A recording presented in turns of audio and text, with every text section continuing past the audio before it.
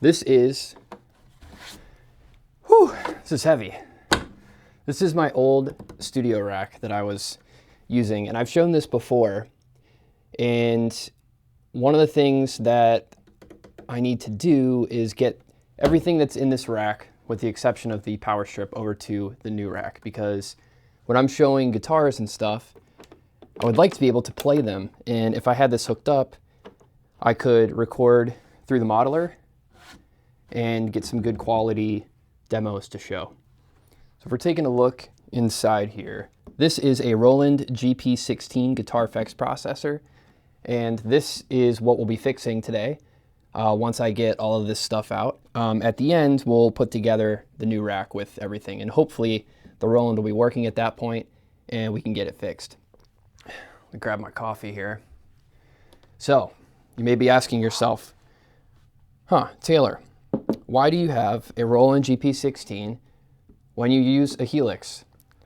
Well, it's funny that you should ask, because I actually bought this after I had the Helix, and the reason why was because I wanted to experiment using it with vocal effects. So one of my thoughts was, let me find my vocoder here. So right here is a VT4. This is also a Roland device. And what this is sort of like a multi-effect vocal processor in a way. So you plug your microphone into the back, and then it's got all these different things that you can do. So there's a vocoder on here, there's like pitch shifting, there's some sort of like megaphone effect, there's reverb, and what's really cool about it is it's got like an auto pitch, so you can lock it to a certain key and always sing in tune. So almost like a little auto-tune device. But I really liked experimenting with vocoders. And once you run your vocals through a vocoder, it essentially becomes like an instrument and not really a vocal signal anymore. So the output on this is a 1/4 inch, and guitar inputs are 1/4 inch. So I wanted to run different effects that I would typically run on a guitar with my vocals. And those things would be like heavier distortions that you would normally get than you would find on any sort of vocal effects processor, different delays. You know, this has like chorus built into it. And it also has EQ, compression, and just other things that would make, you know, your vocal chain sound a little bit more distinct. So that's why I bought this, was so I could run vocal effects through it. And you could also do that through the Helix, but I wanted something separate so I could sort of keep those signals entirely apart from one another and not use up DSP on the processor. So that's why I have this, and that's why we're going to be fixing this and still using this, even though we have a Helix. Need to get an extension cord so I can plug this in and show you what's going on with the Roland and why we need to fix it. All right, so we got it powered up. Go ahead and turn this on. And then we'll go ahead and turn the Roland on. Would you look at that? The screen's blank, but it's not actually blank. So what happens is, let me see if I can remember how to do this. This is the most complicated device that I've ever owned. So you have to go into System, and then there's a contrast, LCD contrast, and turn that up. And now you might be able to see that, but I don't know. It might be too bright of a background, but there, I could set it to where I can see it and I like it. I click right, are you sure? Click right again, yes. It says writing system data, and now I can see the screen. So there's a bunch of presets in here as well that you can go through the various effects. So 1 through 8 are effects here. And then there's 2 banks, bank A and bank B. So there's 16 total effects, hence the name, the GP-16. However, when you go to set those various chains, so you can set up like a distortion how you like it, compressor, and maybe put like a delay effect or something. You save that as a preset, you turn this off, and then you turn it back on, and then that preset is going to be gone because the battery is dead and it's not saving anything. So right there, it just gave me a message. It says, change your battery or whatever. Let's see what it actually says here. Battery empty, please change, is what it says.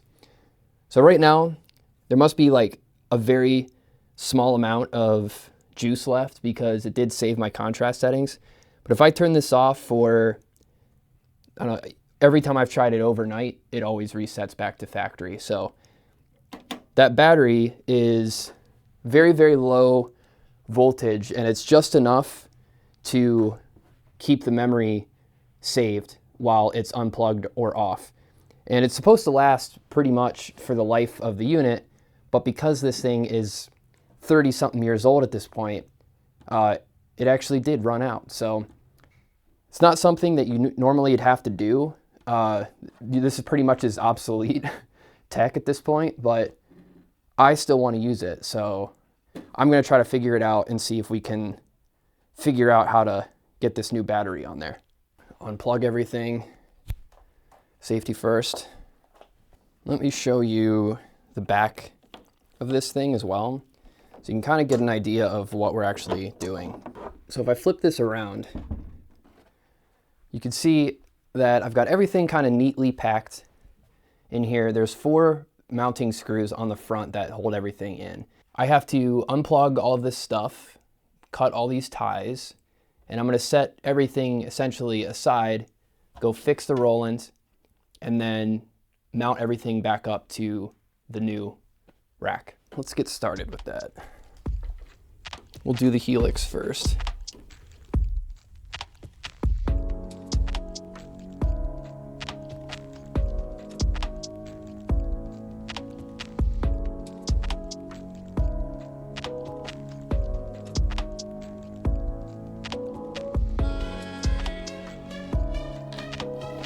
You know, I feel like maybe it's not bright enough. There. Let's give that a shot, see if that helps a little bit.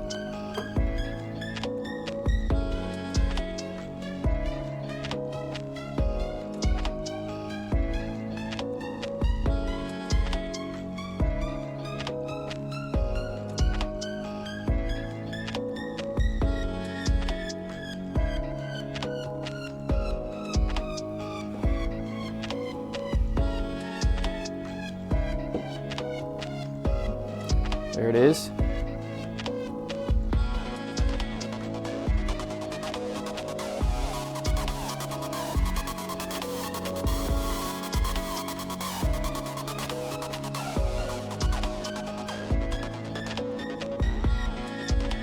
gonna have to get some snips to get these cable ties cut because it's actually mounted to the side. Look at this, an old Swiss Army knife. When's the last time you saw one of those?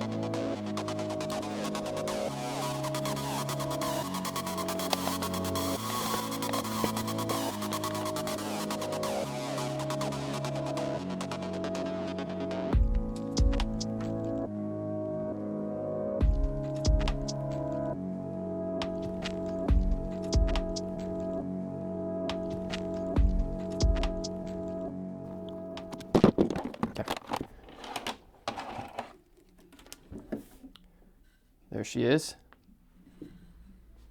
And then this power supply I could just leave in here for now because we're not using that in the other rack because power supply is already mounted. So I'm going to cut these last ties here to get this helix power cord out, and then we'll be good with this. There we go. We got it free. This thing is much lighter now. This is probably the coolest screw box that you could have.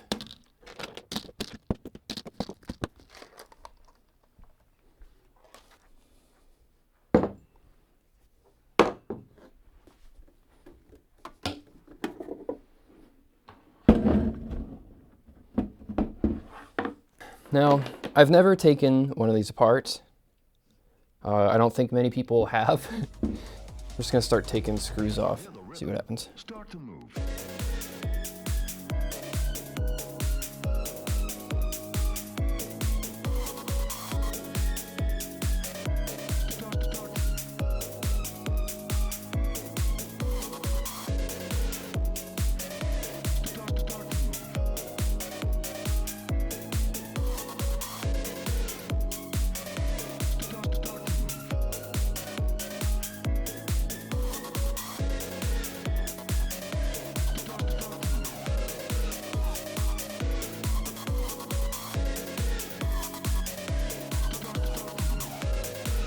think once I take these off, then it should just slide right off, I think.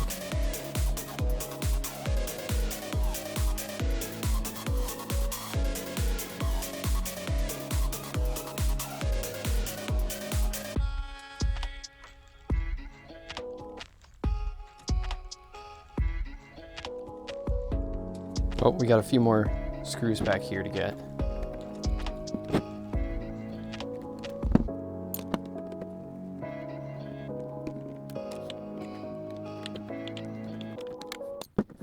Ooh.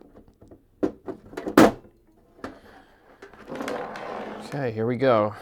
Looks like we got it. I think it just slides right out.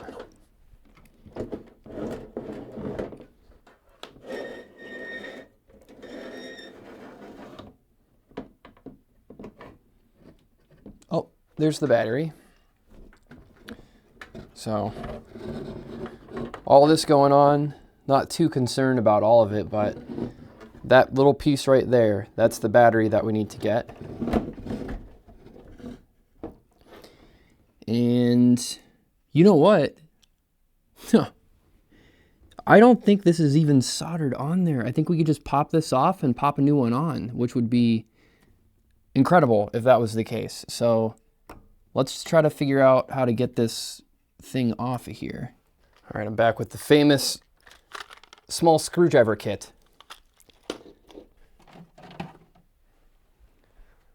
This thing's so versatile, you can use it for pretty much anything, including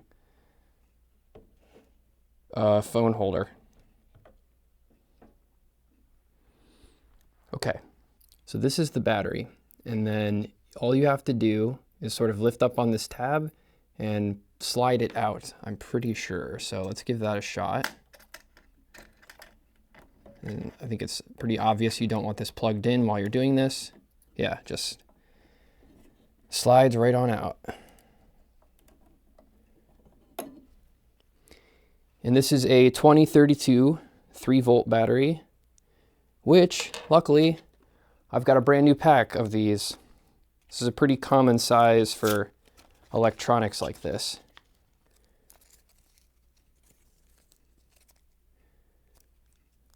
How is this even in there? This is insane. This thing is like vacuum sealed. This thing could survive the vacuum of space. Let me find my Swiss Army knife. This thing's getting more use today than it's gotten years. Whoa. Finally getting this thing out of here. Like, look at this. This thing is like, oh my goodness. It's freedom. Okay, so we've got our new battery in, and now we just go ahead and slide it in just like the last one was. Make sure it's fully set in there. There we go, it clicked in. So good to go. Now we can start putting this thing back together, and it should just work. I'm not really worried about, testing it and whatnot, because we didn't really do that much. All right, now we just put the screws back in and we're off to the races.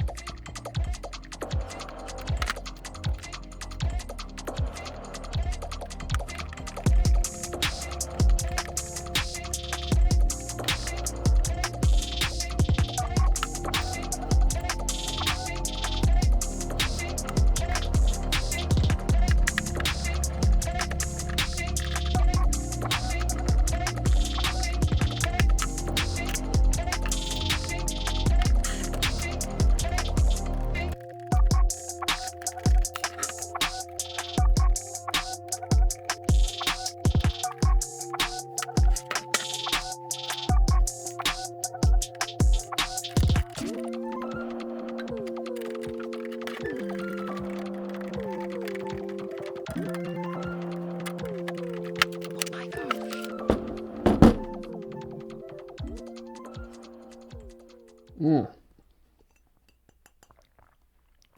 stuff. So we're done. That was actually way easier than I thought it was gonna be. So all you do, pop off these two little brackets here that go over top of this sort of shell. And then there's a bunch of little screws that hold this top cover on.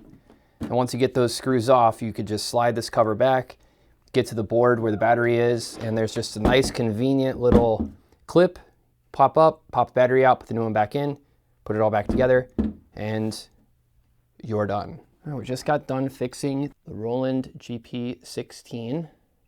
When I bought this about a month ago, it had the issue of the dead battery, and I looked for videos online about how to fix it, and I couldn't find anything because this isn't a very popular piece of gear anymore. I read different ways about how to do it. Like I said, I thought you had to solder the battery back on and off, but you didn't. And yeah, now this is gonna be sort of an experimental piece of gear on my studio rack that I'm going to try to run some vocal effects through and yeah, maybe some synths. Now that I can save presets on it, I'll dial in some cool sounds and then figure out how to use this navigation system that they have on here. Again, this is probably one of the most complicated user interfaces that I've ever encountered in my music gear using career. So yeah, let's get the rest of the rack put together. I'll actually have the studio equipment set up so I can give you demos of what it sounds like.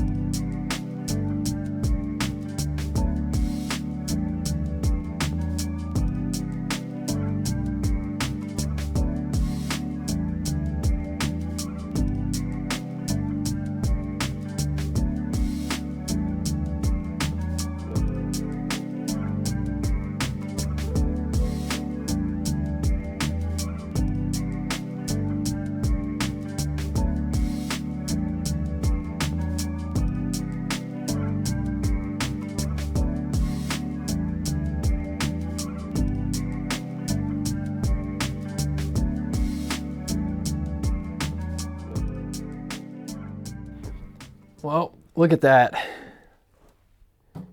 Everything's all lit up and working. It's nice. It's a long day's work, let me tell you. My mixer is essentially my interface, so everything goes through that. That's hooked up to my computer via USB, and that's how I record everything that comes through. So this mixer is pretty nice. It's got a built-in preamp, built-in EQ, so I can run microphones directly into it. It still sounds pretty good. And then the Helix has every effect you can think of possible. It also has amp models, cab simulators, microphone placement, adjustment, like anything you can imagine. This is basically the digital version of having a full studio for guitars and bass. And it's perfect for what I'm using it for, because I have this space that's not really soundproof or built to be like a traditional studio. And I'm normally recording by myself too, so I went full digital and I like it. I wouldn't say full digital, mostly digital. And then the Roland, we can revisit this another time, maybe make like a video of how to navigate through its complicated menu, because that was another thing that took me forever to figure out how to do, and there's no videos on how to do it. And I'm sure I'm not the only person on earth that owns this. There's probably others. So when you buy this, it's almost guaranteed that you're going to YouTube how to use it, because it's so complicated. And yeah, maybe that'll help out. So we are ready to do more guitar videos. We're ready to start making some music, start using this studio for what it is. So we're getting to the point now where things are starting to come together, and yeah, it's going to be awesome. So the rack.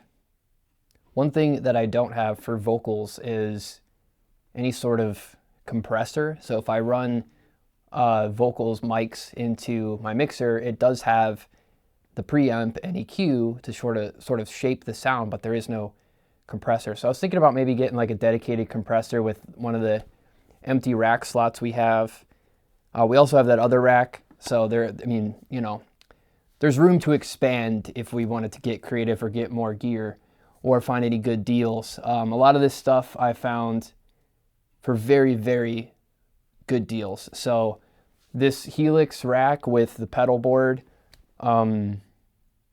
I bought both of those together off Facebook Marketplace off of a really nice guy, and I paid probably less than half of what I would have paid if I would bought it from Guitar Center or something used. And he was, again, nice enough.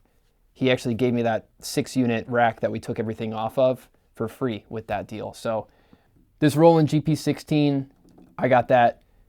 This was less than $100 from Guitar Center. Again, we had to fix it, but it wasn't a hard fix. So I might find some more stuff for cheap. I like old rack gear, like unique rack gear that people don't really use anymore, and maybe come up with ways that we could use it creatively. Like I said, using a guitar effects processor from 30-something years ago on vocoded vocal chain, you know, something different. So anyways, there's the rack.